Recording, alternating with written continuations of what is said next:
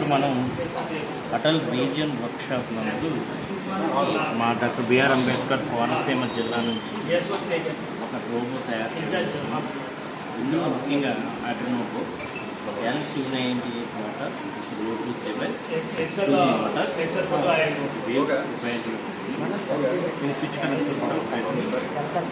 దీన్ని మనం చాలా మన పిల్లల్లో దీన్ని నేర్పించగలుగుతున్నాం. చాలా సౌలభ్యాలు చేసుకోగలుగుతాం.